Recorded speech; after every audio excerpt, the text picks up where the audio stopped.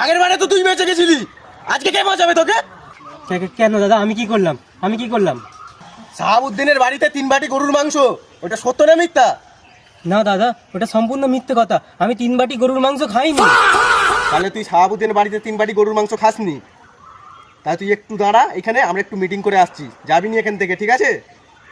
এই আই भाई यहाँ पे क्या हो रहा भाई? ওস্তাদ, শুভেন্দু অধিকারী বলছে তো গরুর মাংস খাইনি, ওকে তো মারার একটা বাহানা খুঁজতে হবে। এটাও তো ঠিক, চল আইডিয়া আছে আমার কাছে একটা। अब देख तू, अब तू गया बेटा। তার মানে তুই সত্যি গরুর মাংস খাসনি?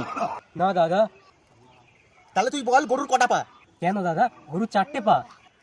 তুই গরুর মাংস খাসনি তো তুই জানলি কি করে গরুর 4টে পা?